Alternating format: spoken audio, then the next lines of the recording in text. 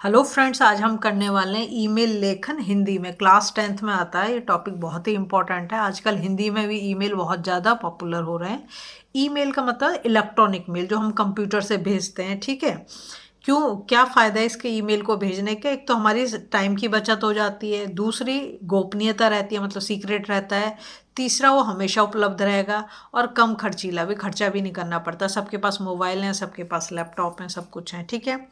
अब ईमेल का महत्व हम समझते हैं। ईमेल भेजना और प्राप्त करना सरल है, मतलब इजी है। यह संपर्क स्थापित करने के अन्य माध्यमों से सस्ता होता है। अगर हम लेटर लिखें तो उसके लिए पहले हमें लेटर के लिए पोस्ट ऑफिस, मतलब डाक में डालना पड़ेगा, उसे स्टैंप लगानी पड़ेगी, लिखना पड़ेगा, है ना। यह सूचनाओं को तत्काल पहुंचा देता है। आपने इधर से बटन प्रेस किया और उधर तुरंत पहुंच जाएगा। इससे कागज की बचत होती है। कागज में क्या जाता है, पेड़ से ही तो कागज बन रहा है, तो उसमें हमारा बहुत सारा नुकसान होता है। इसे कहीं भी, कभी भी और किसी भी कंप्यूटर, लैपटॉप, मोबाइल आदि इलेक्ट्रॉनिक उपकरणों द्वारा पढ़ा जा सकता है। ठीक है, कहीं भी बैठे हो दुनिया में आप पढ़ सकते हो। इसके माध्यम से किसी एक किए गए सभी संवाद लंबे समय तक सुरक्षित भी रखे जाते हैं। कागज ना जैसे पुराना होता जाता है तो बेकार होता चला जाता है, और एक टाइम पे तो जाके वो फट ही जाएगा, है ना। इसमें ऐसे की ऐसे रहेगा। अब ईमेल के प्रकार है कि ईमेल कितने तरीके, ईमेल दो तरीके का होता है, एक अनौपचारिक और एक औपचारिक। औपचारिक का मतलब ऑफिशियल, और ये कैसा हो गया, अनऑफिशियल। ठीक है। अब हम बात करते हैं फॉर्मल और इनफॉर्मल।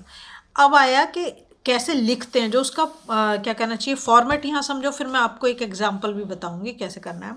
शुरुआत करेंगे। ईमेल के आरंभ में प्राप्तकर्ता का पता लिखा जाता है। प्राप्तकर्ता मतलब जो रिसीव करेगा, जिसको आप भेज रहे हो, जो रिसीवर है उसे।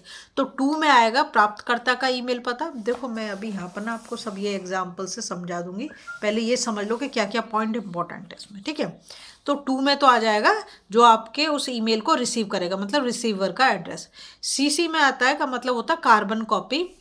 जब आप एक से अधिक रिसीवर को एक ही संदेश भेजना चाहते हैं तब आप सीसी का प्रयोग कर सकते हैं। ठीक है।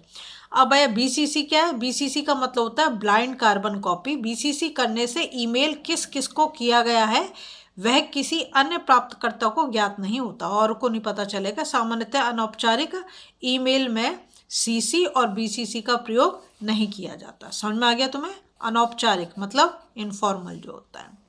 अब आया विषय, सब्जेक्ट क्या है। ईमेल के दूसरे भाग विषय अथवा सब्जेक्ट के अंतर्गत ईमेल का विषय लिखा जाता है, जिसे प्राप्तकर्ता समझ ले कि ईमेल क्यों भेजा गया है। जैसे उपहार के लिए, धन्यवाद के लिए, इनविटेशन के लिए, है ना, कांग्रेट्स करने के लिए। अब आया संबोधन। अनौपचारिक पत्र में अभिवादन का अधिक उपयोग किया जाता है। जैसे अगर आप अपने पिताजी को लिख रहे हैं तो आप आदरणीय पिताजी लिख सकते हैं। संदेश, इसके अंतर्गत मूल विषय का विस्तार पूर्वक वर्णन किया जाता है। परिचय, संदेश और निष्कर्ष मुख्य सामग्री में शामिल होते हैं, मतलब 3 पार्ट हो गए।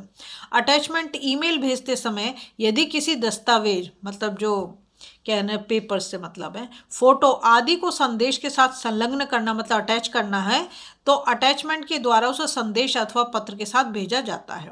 समापन, जब उसे खत्म करेंगे।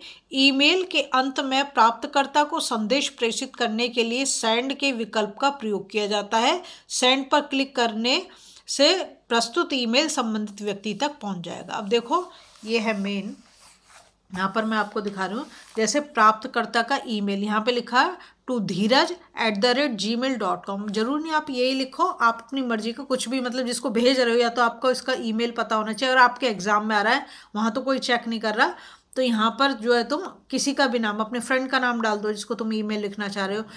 @gmail.com हो गया। ठीक है।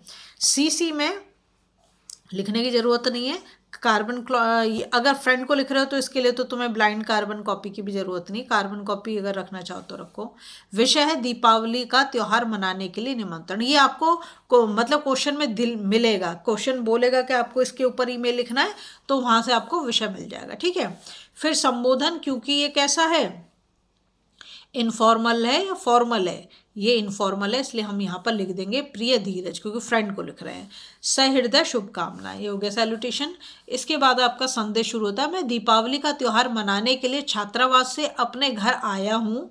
आते वक्त तुमसे मुलाकात नहीं हो पाई थी क्योंकि तुम किसी काम में बाहर किसी काम से बाहर गए हुए थे। तुमने बताया था कि समय की कमी के कारण तुम इस बार दीपावली मनाने के लिए अपने घर नहीं जा रहे हो, इसीलिए मैं चाहता हूँ कि तुम हमारे साथ दीपावली मनाओ।